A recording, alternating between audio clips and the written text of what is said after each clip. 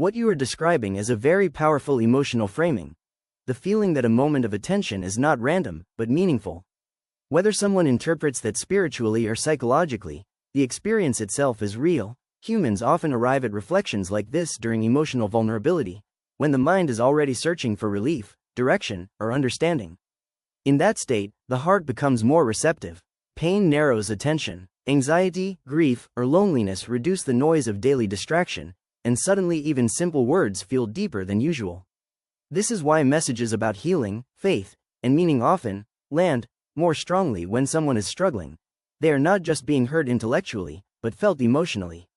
From an Islamic perspective, the idea that a person is not here by accident is often understood as part of divine guidance.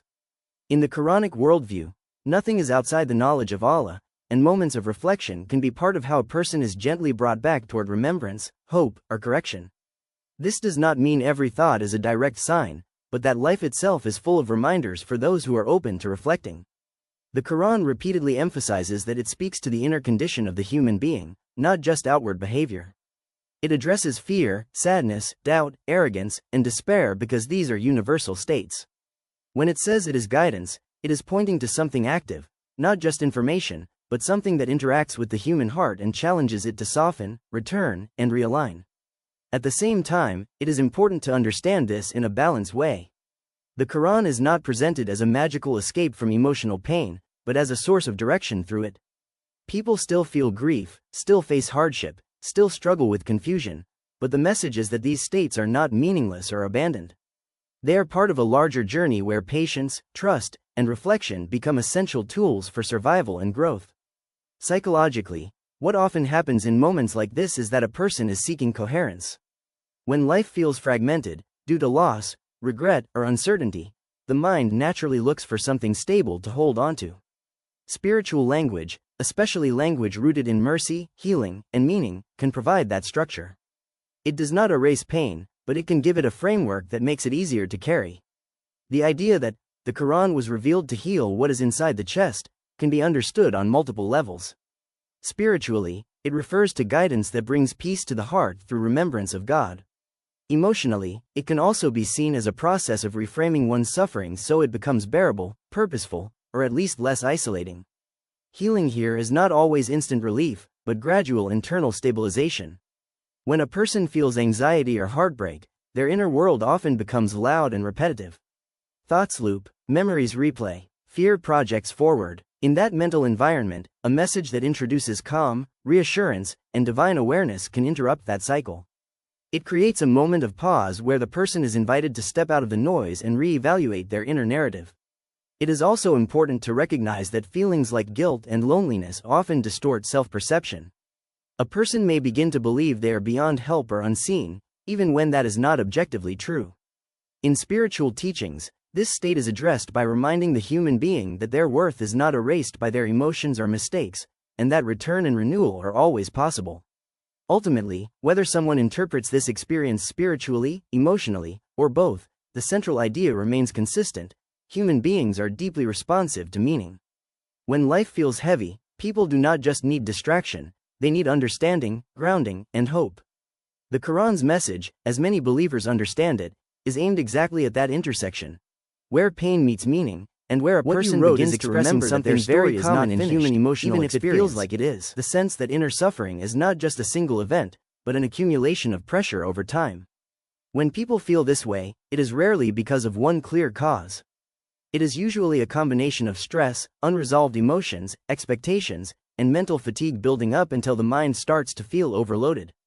From a psychological perspective, what you are describing as overthinking is often the brain attempting to regain control in situations where certainty is missing.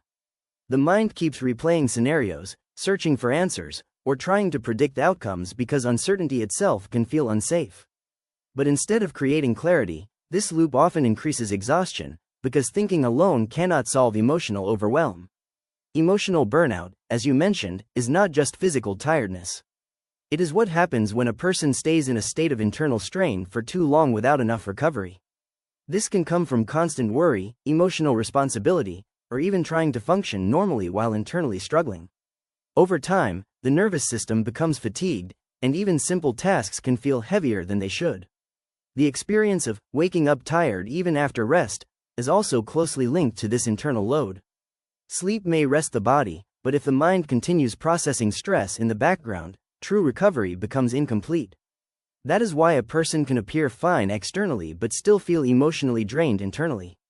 Spiritually, many people interpret this kind of heaviness as a reminder of human limitation.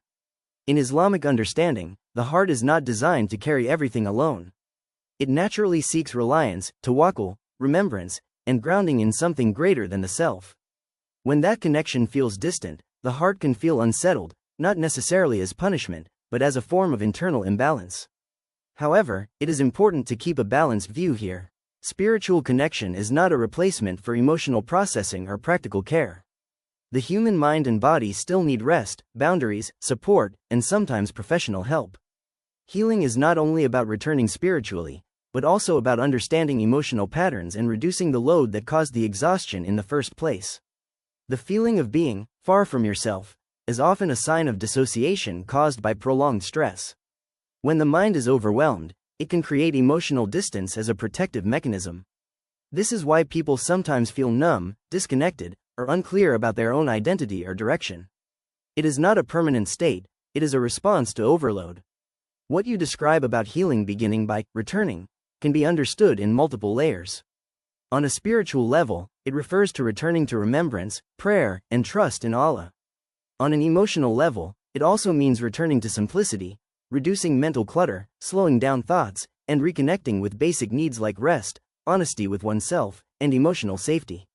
The idea that the heart is tired, not weak, is actually an important psychological distinction. Many people interpret exhaustion as failure, when in reality it is often a signal that capacity has been exceeded for too long. The mind and heart both have limits, and recognizing those limits is part of recovery, not defeat. Ultimately, the core message you are expressing is about transition, from overload to relief, from inner noise to calm structure, and from isolation to connection. Whether someone understands that through faith, psychology, or both, the underlying truth remains similar. Healing is not a sudden transformation, but a gradual release of pressure when the person finally stops carrying everything alone and starts rebuilding stability step by step. What you've written is essentially a *guided emotional and spiritual reflection built around three core ideas: overwhelm, meaning, and return to stability. It combines psychological insight about stress with a spiritual framing rooted in the Quranic concept of *shifa, healing. To understand it more deeply, it helps to separate what is emotionally true, what is spiritually intended, and what is psychologically happening in the human mind. At the emotional level, the opening invitation to slow down is important because it directly targets a nervous system that is likely overstimulated. When a person is anxious or mentally overloaded, their internal state is fast, scattered, and repetitive. Slowing attention, even through words alone, can begin to interrupt that cycle. This is why reflective language, pauses, and calm pacing can feel soothing. They mirror what the mind is lacking. The idea that not everything needs to be understood right now is also psychologically accurate. One of the biggest drivers of anxiety is the belief that clarity must come immediately. In reality, the brain often needs time for emotional processing. When pressure is reduced, understanding tends to emerge naturally rather than being forced. So this message is not just spiritual, it aligns with how cognitive overload actually works. From a Quranic perspective, describing the Quran as *shifa, ** is rooted in the text itself, where it is described as healing for what is in the hearts. In Islamic thought, this healing is not only emotional comfort but also guidance that restores balance between belief, behavior, and inner state. It is not presented as a removal of all pain, but as something that brings clarity, steadiness, and direction within difficulty. The distinction you make between pain disappearing and restoration is actually very important. Many people misunderstand healing as instant relief, but in both spiritual and psychological frameworks, healing is usually gradual recalibration. The mind learns to carry experiences differently, the heart becomes less overwhelmed by them. That is closer to stabilization than erasure. When you describe anxiety, sadness, emptiness, and doubt as signals of a searching heart, you are using a meaning-making framework. Psychologically, humans do this to reduce chaos. If an experience has meaning, it feels less random and less threatening. However, it is also important to hold this carefully. because not every emotional state is symbolic in a deep metaphysical sense. Sometimes it is stress, trauma, exhaustion, or imbalance that needs practical care as well. The idea of noise is especially accurate from a cognitive standpoint. The modern mind is constantly processing input, thoughts, expectations, memories, fears. When this becomes excessive, the default mental state is fragmentation. Reflection, silence, and focused attention reduce that fragmentation by restoring cognitive order. This is one reason why practices like prayer, dhikr, or quiet contemplation often feel grounding. The concept that the Quran meets the heart where it is reflects an important principle in both spirituality and emotional healing. Effective guidance does not demand perfection before connection. Instead, it engages the person in their current condition. In psychological terms, this is similar to acceptance-based approaches, working with the present state rather than fighting it. The section about return is also psychologically meaningful. When someone is overwhelmed, their attention is outward-facing, trying to fix, escape, or control. Return shifts attention inward and upward, inward toward self-awareness, and spiritually toward reliance on Allah. This shift often reduces helplessness because it replaces fragmentation with orientation. The metaphor of light entering a dark room is a classic way of describing gradual emotional change. Importantly, it reflects a realistic model of healing, not sudden transformation, but incremental increase in clarity and emotional capacity. Most people do not go from distress to peace instantly, they move through layers of regulation, understanding, and adjustment. Ultimately, what your passage is doing is combining three layers of human experience: the psychological need for calm, the emotional need for validation, and the spiritual need for meaning. When these three align, a person often feels a sense of grounding. But the most important balance is this: spiritual reflection can deeply support a person, but it works best when it is paired with honest awareness of mental and emotional needs in practical life as well. What you've written is centered on one of the most emotionally powerful themes in Islamic spirituality: hope after regret and return after distance.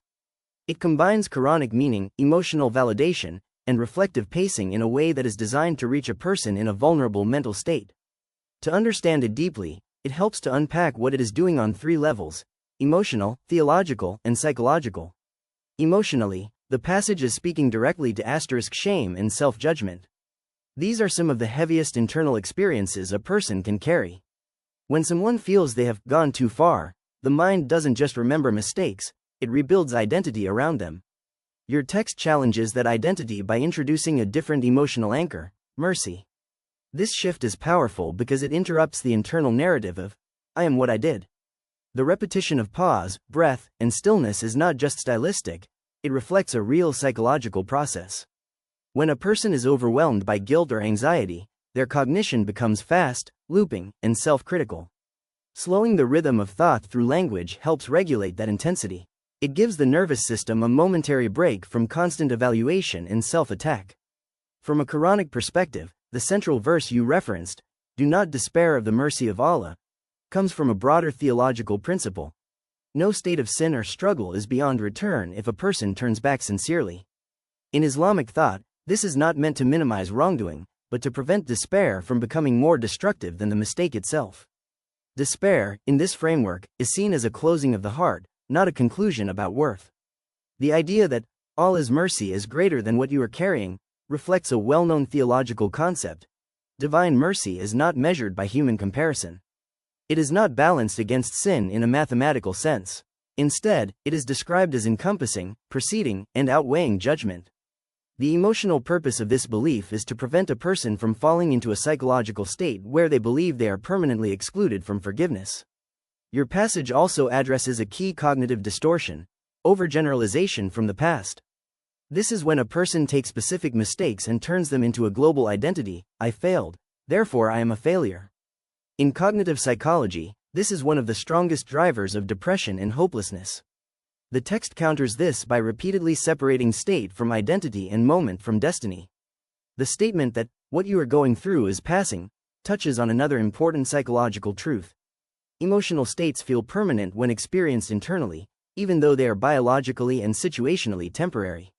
The nervous system does not naturally sense time accurately under stress. That is why fear and sadness often feel infinite while they are happening, even though they shift with conditions, support, and cognition.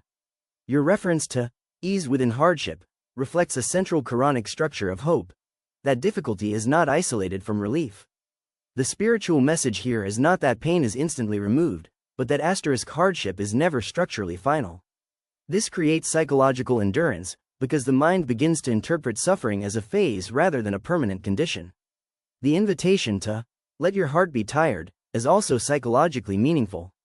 It removes the secondary pressure that often makes suffering worse, the pressure to not feel what one is already feeling.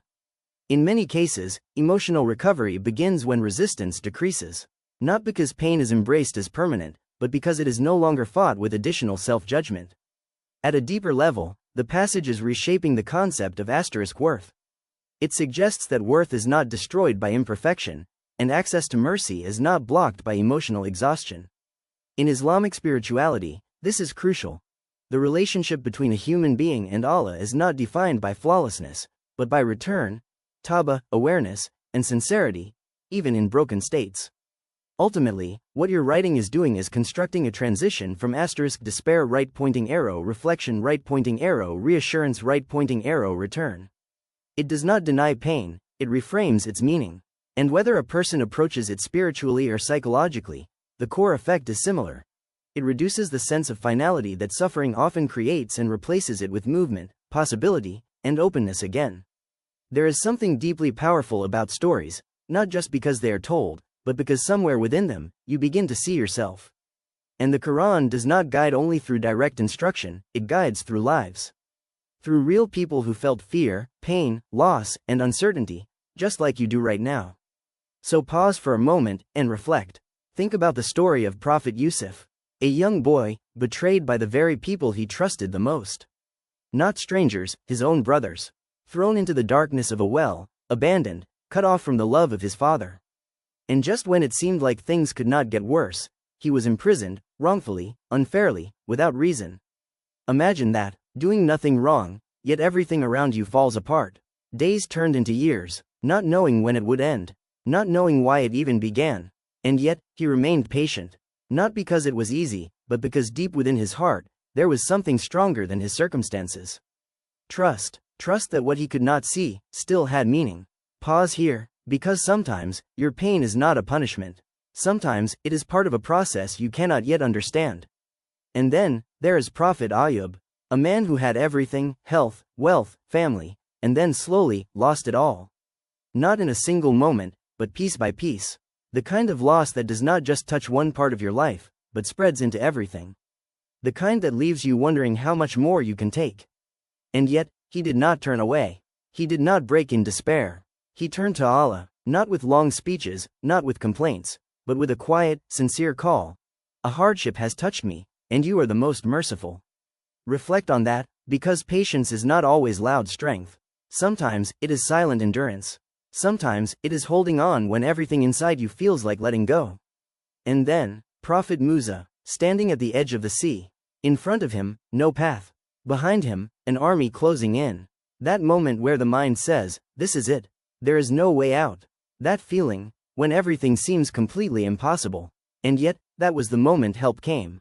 Not before the fear, not before the pressure, but right at its peak. The sea split. Pause, let that settle in your heart. Because relief does not always come early. Clarity does not always arrive when you expect it. Sometimes, it comes at the exact moment you feel like you cannot take another step. These are not just stories of the past. They are reflections of your present. Because if Yusuf was not abandoned in betrayal, if Ayub was not abandoned in suffering, if Musa was not abandoned in fear, then you are not abandoned either. Not in your confusion, not in your anxiety, not in your waiting, not in your pain, even if it feels silent, even if it feels distant, even if you cannot yet see what is ahead, that does not mean you are alone. Because sometimes, the greatest comfort is not in instantly changing your situation, but in knowing that what you are walking through has been walked before. And every one of those paths led to something greater than it first appeared. So if your heart feels tired right now, hold on, not with pressure, not with force, but with quiet trust, because the one who guided them through what felt impossible is still guiding you, even now, even here, even if you cannot see it yet. What you've written is a deeply layered piece of spiritual reassurance, emotional regulation, and meaning-making. It works on multiple levels at the same time, It speaks to a distressed emotional state, reframes suffering through Islamic theology, and gently guides the reader toward psychological calm. To understand it properly, it helps to break it down in a structured, deeper explanation. At its core, the text is addressing one of the most painful human experiences, the feeling of being spiritually or emotionally left behind. Asterisk. When a person is in prolonged stress, unanswered prayers, or emotional hardship, the mind naturally begins to interpret silence as rejection. Your passage directly challenges this interpretation and replaces it with an alternative framework: delay is not abandonment. The opening lines use pacing, take a moment, let it reach you slowly, to intentionally slow down cognitive processing. This is not just stylistic. In psychology, when someone is overwhelmed, their thinking becomes fast, repetitive, and emotionally charged. Slowing language helps regulate attention and reduces emotional intensity. When you say, "This is not rejection," you are addressing a cognitive distortion called catastrophic interpretation, where uncertainty is automatically assumed to be negative. The human brain, under stress, tends to fill gaps in knowledge with fear-based conclusions. Your text interrupts that pattern. The phrase, "You are being tested, not abandoned," reflects a central Islamic worldview. Life events are not random emotional punishments but part of a meaningful structure of trial. Ibtila. The purpose of a test, in this framework, is not destruction but revelation of patience, trust, and inner orientation. However, what makes your writing emotionally effective is not just the theology, it is the empathy embedded in pacing and repetition. The repeated pauses act like emotional breathing spaces. They simulate what a calm external voice would do for someone in distress: slow them down, ground them, and prevent emotional escalation. When you describe delay as wisdom, you are reframing time itself. Psychologically, humans experience time differently under distress. Waiting feels like stagnation or punishment. Your passage reframes it as developmental time, where unseen internal change is happening even when external circumstances appear still. The idea that preparation is uncomfortable is also psychologically accurate. Growth processes, emotional regulation, resilience building, trauma recovery, often feel like uncertainty rather than progress. This is because internal restructuring is not immediately visible. The person feels stuck while change is actually occurring beneath awareness. Your section on pain not being punishment introduces an important dual-layer meaning. In Islamic thought, hardship can be both a test and a purification. Emotionally, this reduces self-blame. Many people in distress unconsciously assume suffering equals personal failure. Your text removes that association. The idea of purification, removing attachments, fears, dependencies, is also psychologically meaningful. It aligns with how emotional healing often involves detachment from harmful expectations, false security, or unrealistic control systems. Letting go can feel like loss even when it is beneficial. The repeated instruction to pause and reflect serves another function. It creates interruption in emotional momentum. When someone is deeply anxious or sad, their thoughts tend to spiral. Interruptions in narrative pacing help break that loop and introduce space between thoughts. When you shift to Allah is closer than you think, you are moving into a theological anchor point, divine proximity. In Islamic belief, Allah is not distant from human experience but intimately aware of inner states. This concept directly counters feelings of loneliness and invisibility. From a psychological angle, this also addresses perceived isolation which is one of the strongest amplifiers of emotional pain. When people feel unseen, their distress intensifies.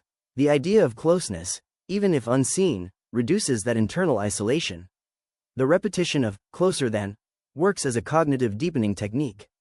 It gradually moves from abstract to intimate thoughts, worries, and spoken emotions.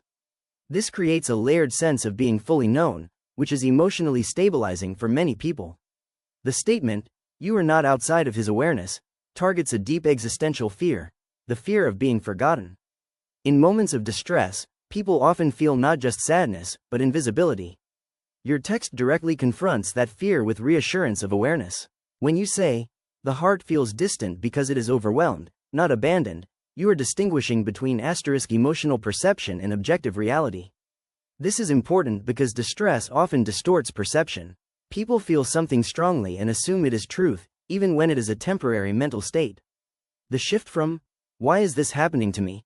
to, "What is this shaping inside me?" is a classic reframing from victim interpretation to meaning-based interpretation.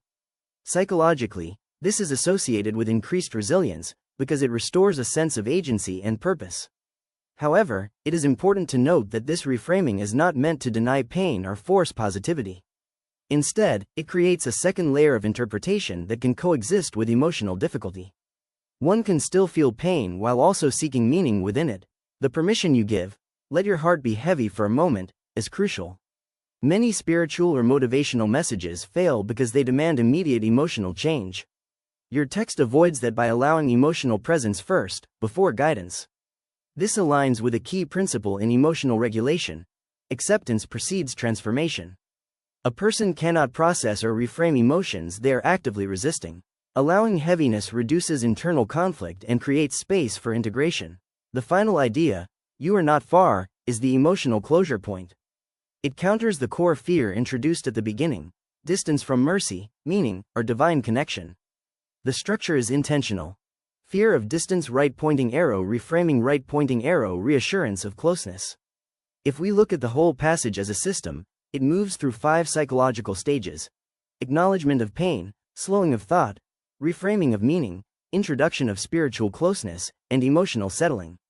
In summary, your writing is not just inspirational text. It functions as a guided emotional regulation experience using spiritual language.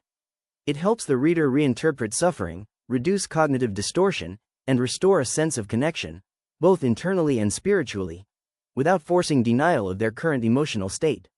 What you've written is essentially a guided emotional grounding script framed in spiritual language designed to move a person from internal overwhelm into calm reassurance.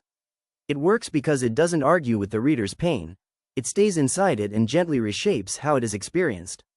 At the beginning, the instruction to take a slow breath is not just poetic. It mirrors a real regulation technique used in anxiety control. Slow breathing activates the parasympathetic nervous system, which reduces physiological arousal. So even before meaning is introduced, the body is being invited to settle. This is important because an overstimulated mind cannot process reassurance effectively. The repeated invitation to not think, not analyze, not fix directly interrupts a common stress response: cognitive overprocessing. When someone is emotionally overwhelmed, their mind tries to regain control by thinking more. But this often worsens distress. Your script deliberately removes that pressure and replaces it with presence. The phrase, "the heart becomes so full that it forgets how to be still," is a metaphor for emotional saturation. In psychology, this can be understood as cognitive overload combined with unresolved emotion. When too many feelings accumulate without processing, the internal system loses its ability to rest properly. When the message shifts into, "I am with you," it introduces a powerful mechanism called imagined secure attachment. Even if the speaker is not physically present, the language creates the felt sense of being accompanied. This is especially effective in moments of loneliness or anxiety because it counteracts perceived isolation. The structure, "not after you are perfect, but here as you are," is critical. It challenges conditional self-worth, the belief that love, acceptance, or relief must be earned through improvement. This is one of the core psychological burdens in people dealing with guilt or emotional exhaustion. When you say, "You are still loved even in the heaviness," you are separating state from identity. This is psychologically stabilizing because it prevents emotional states from defining self-worth. A person can feel broken without being broken, and your text reinforces that distinction. The idea that love does not turn away from brokenness is both spiritual and therapeutic. In attachment theory, secure relationships are defined by consistency during distress. The message mirrors that pattern. Presence does not withdraw when someone is struggling. This creates emotional safety within the narrative itself. The repetition of, "even when," is a grounding technique. It acknowledges instability without reinforcing fear. Instead of denying pain, it integrates it into a larger frame of continuity. Even in nights, even in thoughts, even in confusion. This prevents emotional disconnection while still offering reassurance. When the text says, "You are still guided, even when you feel lost," it introduces an important psychological distinction: felt experience versus actual direction. In distress, people often equate confusion with abandonment. Your script reframes confusion as part of movement rather than absence of direction. The idea that guidance does not always feel like certainty is especially important because it challenges a common misconception that clarity must always be emotionally obvious. In reality, growth and direction often occur during uncertainty, not after it disappears. The phrase, "you are still not alone," directly targets one of the deepest emotional fears in human experience: isolation. Even when external conditions don't change, perceived companionship can significantly reduce distress intensity. This is why such affirmations can feel profoundly calming.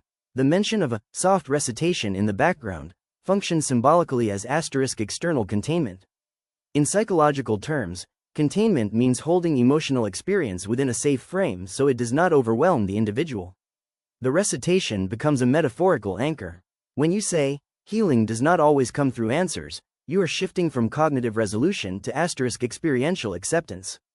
Many people believe relief comes only through understanding, but emotional healing often begins with regulation and presence before insight arrives. The repeated permission, "you do not need to carry everything," is important because it removes internal pressure. Chronic stress is often intensified not just by difficulty itself, but by the belief that one must handle everything alone and immediately. The phrase, "you are seen, you are known," introduces a sense of relational awareness which is psychologically stabilizing in moments of emotional fragmentation. Feeling seen reduces internal chaos because it counters invisibility and emotional neglect. Finally, the closing line, "peace is still possible," is not a promise of immediate relief, but a restoration of future orientation. In emotional distress, people often lose access to the idea of improvement. Reintroducing possibility is often the first step in recovery of hope. Overall, your passage functions as a progressive emotional regulation sequence It begins with physiological calming, breath, pause, moves into cognitive deactivation, no analysis, introduces emotional validation, "you are seen, loved," reinforces secure presence, "not alone, I am with you," and ends with gentle hope, "peace is still possible." What makes it powerful is not just the spiritual language, but the way it mirrors how human nervous systems actually move from distress to regulation, slowly, relationally, and without force. What you've written functions as a closure-based spiritual invitation combined with emotional persuasion and reorientation toward action. It is structured like a final segment in a reflective video, where emotional grounding shifts into decision, and inner stillness is gently converted into outward behavior, returning to the Quran. At the emotional level, the opening line, "hold on to this final moment," signals completion.